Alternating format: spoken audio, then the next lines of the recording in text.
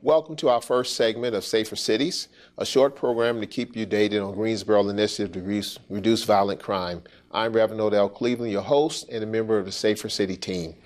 Joining me today are two people who have a great deal of insight about Safer Cities initiative and about the crime in our city. Please help me welcome Councilman Justin Outling, representative from District 3, and of course, Chief of Police, Chief Wayne Scott. Welcome, gentlemen. Thank you. Thank you. Guys, to the Chief, some people may be unfamiliar with the Safer City Initiative. Can you share with them what it is? Absolutely.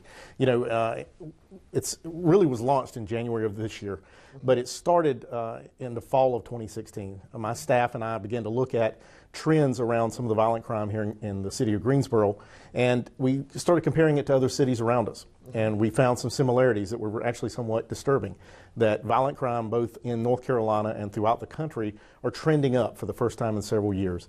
So we here in Greensboro wanted to partner with the rest of our community and come together and look at some long-term plans as to how we could change those trends. So early in January, we met with about 140 people out from the community, got together and broke into several different groups to talk about some of the things that we believe drive crime in our area. And so it's an 18 to 24 month program. It's not an overnight solve, but we're excited that we had a good turnout and I believe a great dialogue along those groups. Good, thank you. And Councilman Outland, why do we need an initiative like Safer Cities?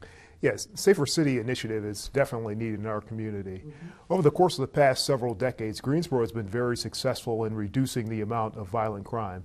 That being said, over the past several years, there has been an increase, at least on a year-over-year, short-term basis. So this summit and this approach is necessary to actually address systemic issues and systemic causes of crime. And so I'm very encouraged by the police really taking a proactive approach in bringing together subject matter experts and members of the community from lots of different disciplines to actually get at the root issues. Oftentimes, I think the police are expected to do everything and solve every problem, but the reality is that they don't have the resources, the training, and just their jobs are focused as a general matter in different areas. So I'm excited about the police showing a real leadership position on this issue, taking a more public health approach to addressing it, and I'm very encouraged by what we've seen so far. Councilman, I guess we're all in this together. That's exactly right. We all succeed together and we all fail together. So I'm excited about the leadership the police department has shown on this issue, and I expect for us to get really great results. Great. Chief, the next question is for you, sir. You know, we know that violent crime has increased 53% when compared to 2014, and there's been a 73% increase in gun crimes during the same time period. What do these numbers mean? How safe or dangerous is our city? You know, I get asked that question quite often. I can answer it in two ways. One, I can obviously compare our city to others. And I will tell you that Greensboro is a safe city. We obviously have some challenges, some concerns. We see the numbers increase. But when we look at neighboring cities in North Carolina, there are those cities that are in a much worse place than we are. But as you mentioned, the numbers are alarming to us. And when you look at those percentages, luckily a lot of those numbers were low to begin with. So when you look at the percentages going up, they're not drastic numbers. But overall, we believe one crime is too much. And we're not unrealistic to the fact that we can't always stop crimes, but we believe that we can make some long-term changes and hopefully drive that trend back down. Okay. And I'm asking this next question to both of you gentlemen. You know, people understand that crime and the indicators that help with crime. What do you all think some of the indicators are that's causing this?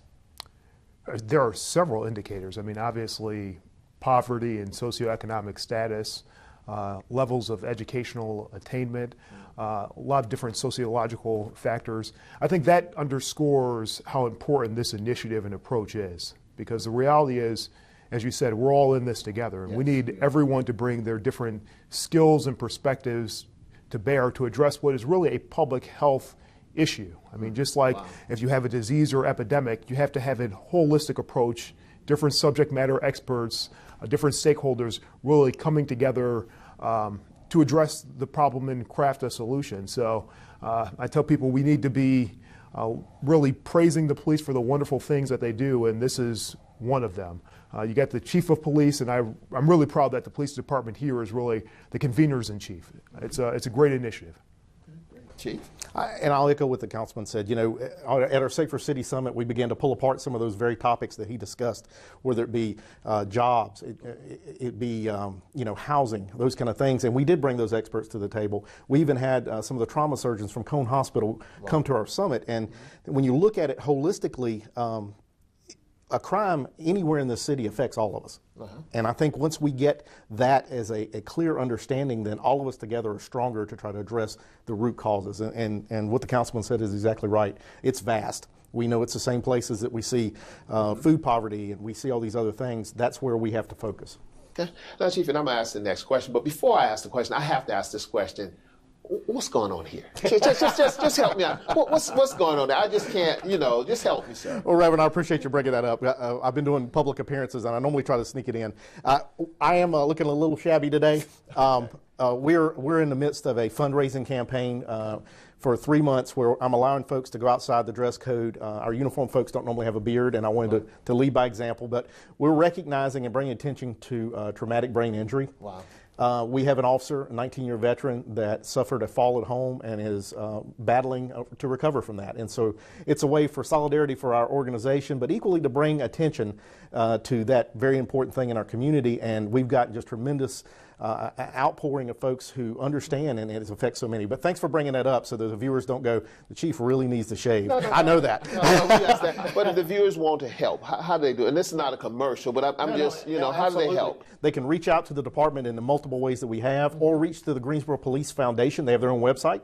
And if you'd like to make a donation, you can donate through the foundation, and all those proceeds, 100% will go to the family in need. So it's a great cause. Thanks for asking. Well, I had to ask. Okay. Back to my question. You know, Chief, there are 5 working groups designated to address, you know, contributors of violent crime. And they are, for the viewing audience, youth and outreach services, employment, housing, legislative concerns, and public safety. Why these 5s, and are some more important than others? Well, so we've kind of answered a little bit of that. You know, a lot of the groups were exactly what the councilman and I both described. We believe those are root causes, but we pulled that by looking across the country. I believe that we want to be creative, we want to lead the way, but equally, let's not reinvent the wheel. So we found that other communities around the country are addressing those same things. We also found that we have a lot of subject matter experts in our community in those areas, and bringing them together has helped us. The second part is one more important than the other, not when you look at them all together. Obviously, there are certain parts of our community that need to be affected differently. But as the groups develop over the next 18 to 24 months, I think the groups themselves will drive and answer that question. What's your expectations for this Safer City initiative? And my expectation, I think, is for the various stakeholders across the city, whether it be the police or the medical community, attorneys, the judicial system, to really start develop those long-lasting, strong relationships that are going to put us in a position to help reduce violent crime over the long term. And I think the first summit meeting was a great step in that direction, and we're on the right path. I think this is such a necessary effort because, again, these are really public health issues, and they need to be addressed as such on a multiple approach with different disciplines bringing their skills to bear. Absolutely, and I've told my staff this: we have to measure our successes incrementally, and I believe that we've already had one success. We got 140 people that are movers and shakers in this community together to talk about it, so that's a success. As we go forward, I want to see those successes grow, but to be able to say how far we'll go with this is difficult at this time, but I'm excited that we're at least underway. There you go. And again, I just want to say thank you to both our guests for helping us with their insights and questions. And yes, all of us have so much more work to do, but I know we can do it because in this city, we all believe that we need a safer city. And again, audience, I want to thank you for joining us, and we look forward. And if you want to get involved, we have some information on how you get involved to be a part of the solution, not the problem. Thank you.